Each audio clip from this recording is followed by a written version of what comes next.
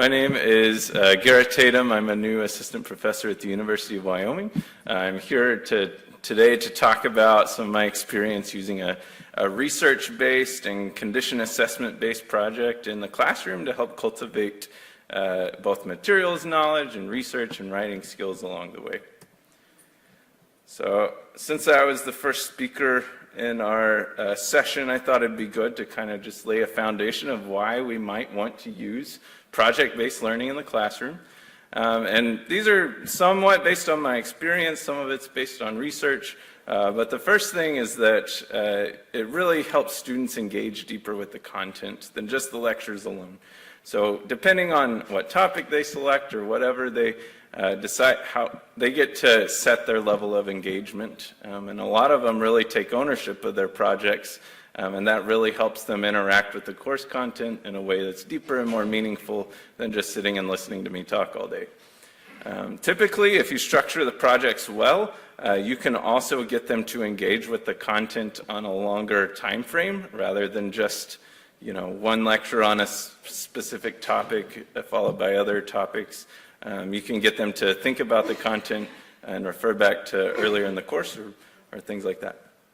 Specifically with this project, it lets you tie the course content to a real-world experience and provides some novel opportunities to implement learning.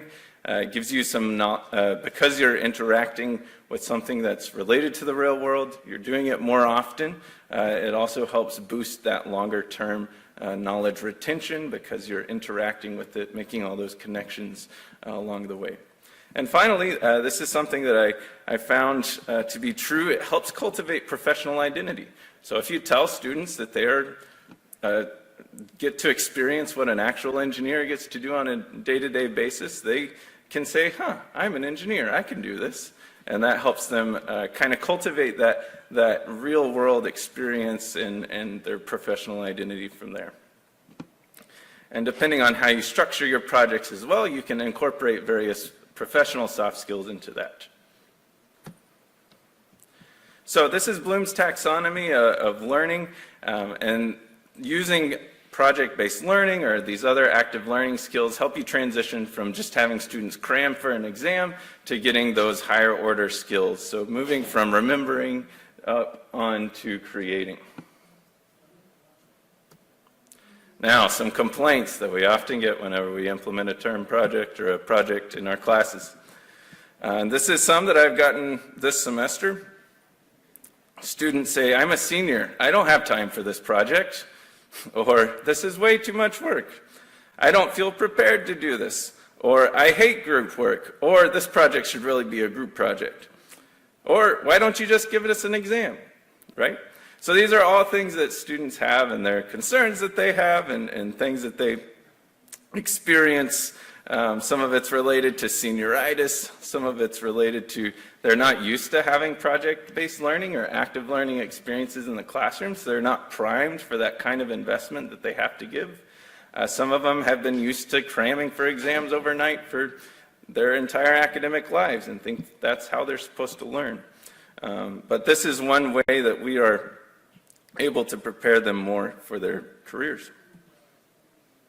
So, a lot of those challenges for students translate into challenges for instructors, right?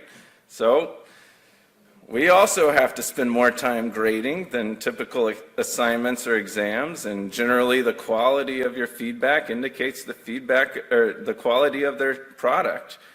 We must build in the project throughout the course so that we don't just slam it all on them at once 2 weeks from the end of the term. If you do a group project, you have to manage those group dynamics and make sure people are pulling their weight and also not running over their peers. And also motivating students to engage. So those are just some challenges. With my limited experience, I realize I'm speaking to a room of probably a lot of people who are more seasoned than I am. But these are some of the things that I've done to implement project-based learning. And the one that I'll talk about today is in my Advanced Materials course, which is a 5,000 level or graduate course. And our program focuses on the production, microstructure, durability of various construction materials. And this is where I use that condition assessment project. So this is kind of the outline of the course to give you an outline of what how you can use this project throughout your course, and gives you some context for what we're going to talk about. So the goal of the course is to provide a mechanistic understanding of the performance and durability of cementitious materials, steel, and wood. For each of those materials, we follow a similar course structure. So we talk about production, we talk about how that impacts the microstructure of the material, how the microstructure then impacts the durability, and then how can we see these things in the real world through condition assessment. And each of these components is paired with some sort of active learning activity, and we'll talk about that in just a second. And generally, I assign the term project to the students half to 3/4 of the way through the course. So we go through this process about 3 times throughout the course for each material. So, as we go through each of these steps, I try to provide students with an opportunity to practice the skills that they need for the term project along the way. And these are also active learning strategies that also help get students engaged and motivated to complete the course. So when we talk about material production, I take them out to the lab and we mix concrete and cast concrete cylinders, and then we do our fresh concrete testing, and then 28 days later we come in and do our compression test and do a couple of non-destructive testing techniques on the cylinders as well. When we go into microstructure, I have them do a discussion post through our online course management system where they make up their own version of a model of a concrete or wood microstructure. So I've had microstructure models made of everything from like pancakes to straws and stuff, and people, they seem to engage with that, and they can interact with their peers on that. Then we talk about the durability issues. They also do a discussion post on that, where they go out in the community where they live and they take pictures of something they see that's deteriorated concrete or whatever, and they tell me why it's deteriorated. Then they get to respond to each other peers and say, I agree with you, that is ASR, or no, that is not ASR, here's what it should be, and they can work on their communication skills there. Finally, condition assessment. This is something I learned from Lisa Burris at Ohio State. I take my class outside to someplace on campus where we have some deteriorated concrete, and we spend a whole class period going through that staircase or whatever it is, looking at all the nitty-gritty things that are going wrong with it and what we could do to diagnose it and fix it. If we don't have that availability to visit a site, or later in the semester after we've already practiced those skills for a different material, I can use what's called a jigsaw activity on condition assessment techniques. So I give them a condition assessment manual, assign them different chapters of it to review, and they each identify specific techniques and methods that they can use in condition assessment, and then teach their peers about it. So along the way, each of these modules kind of incorporate soft skills. So through the lab activities, I'm having them write lab reports, so they're practicing their scientific writing, and I'm commenting on that, providing feedback. They're getting that kind of format down for writing a paper, if you will. For the 2 discussion posts, they're practicing professional communication and peer review. And then finally, through the site visits and other things, you're exposing them to professional standards of conducting condition assessment. They're learning how to report their findings as an engineer, and they're also doing a little bit of lit review within that. So, once we go through all that course material, do that active learning on the way, it's time for the actual real deal, the term project. So, I task students with trying to apply their materials knowledge to real structures. This is what I call the civil engineering worldview. Right? So the students should be going out into the real world and never looking at anything the same way again, right? So they see that bridge, they see the cracks on there, and they're thinking, what's going on there? Or they're walking on the sidewalk, looking down at their feet, and they're looking at the concrete and thinking about what the batch plant should have done differently, or how the designer could have designed it differently to make the concrete more durable, right? So you're changing students' lives one broken sidewalk at a time. So I tasked them with taking on this role of a forensic engineer. And what they do throughout this project is to identify and visually inspect a structural system. They report on those key durability issues. They perform a lit review of one of those issues, including diagnostic methods and mitigation strategies. They discuss how that literature relates to their specific observations, and then they provide recommendations and a presentation based on all that. So I have each item submitted in draft form as we go through. After I assign it, I have a deliverable about every week that I review and return to them for revision prior to their final report. So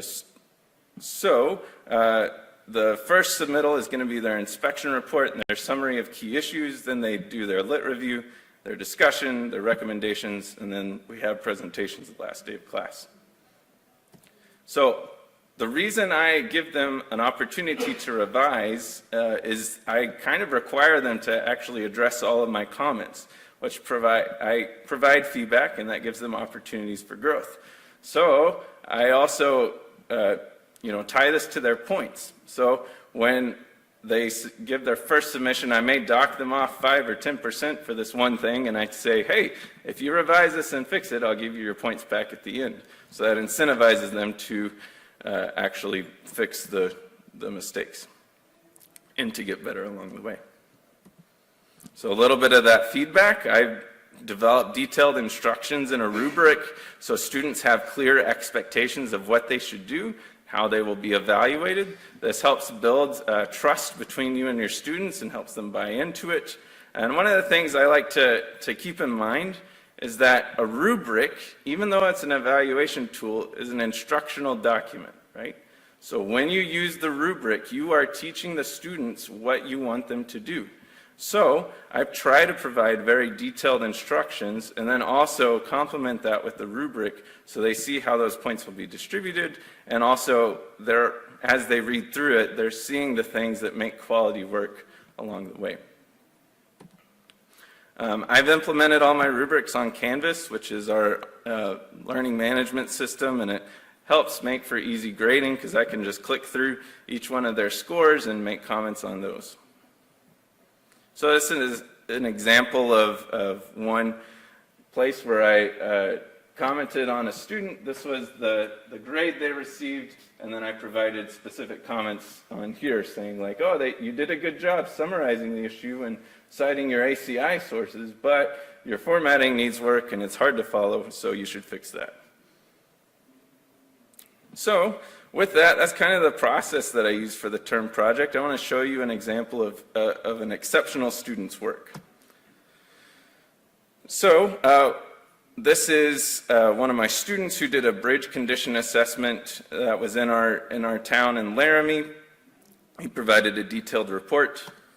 I make them provide me a professional memo as their cover sheet for their term project. I give them a template and they say they have to has to include all these specific points. They fill that out. Then they have their visual inspection report where they visited the site and they have all of their notes from their site visit. In Laramie that day it was 2 degrees Celsius, so pretty chilly. And then he also grabbed a Google Street View image or Google satellite image from 2 different periods in time where you can see the bridge there, which is kind of cool. Next, for each of their condition assessment observations, they note what the issue they observed and they discuss what caused it. You can see each of these highlights are places where they have revised to address my comments. So over here on the right side, you see they put my comment above and then they responded to that comment below. This is essentially the same thing they would do if they submitted a journal article, got comments from reviewers back. They're practicing that skills so that they can be prepared for writing a journal article or doing peer review. Here's their lit review or an example of it where they characterize kind of their sources and everything there. Then they discuss what exactly, how the literature relates to their specific observations, and identify some further test methodologies that they could use to further investigate this. And finally, they provide their recommendations there. So, some key takeaways for me, some feedback from my students. The most difficult part of their project was identifying a structure. So something you can do is to work with others on your campus to identify potential sites or go out and survey sites before. One thing I learned is that my materials or my facilities at my university is really on the spot to try to get everything fixed before the end of October. So a couple of the sites that I identified on a walk like 3 days before I intended to take my students out were being repaired or were fixed by the time I took my students out 2 days later. So keep that in mind. Construction timelines may impact what you show your students. The students felt that they were supported by the rubrics and my detailed instructions, so they felt like the expectations were clearly communicated, and the project was effective at applying the course material in the real world, and they felt that it was a realistic experience. So, some key takeaways from this talk. These are some elements of successful project-based learning. It's well integrated into the course content, so students should be developing their skills throughout the term, so they shouldn't feel like you're suddenly asking something of them that they've never done before. Instructor support is really critical, so you should have clear expectations and quality feedback. You can integrate professional soft skills, including communication and other things in there that help them grow in their professional development as well. And then these are really effective at engaging students through consistent active learning that helps prepare them for the deeper dive into their term project, and it helps them feel like real engineers, that professional identity component. So with that, thank you for your attention. I'm happy to take any questions. I've linked on here, there's my lab group, but there's also, I put together a Google Drive repository with all my materials for this term project. So if you want to scan that QR code, you're welcome to pull that up. You get my instructions, my rubrics, the whole report from my student that's been redacted, but you can look at what a good report looks like, as well as all the materials I used in that. So you're welcome to that. Thank you.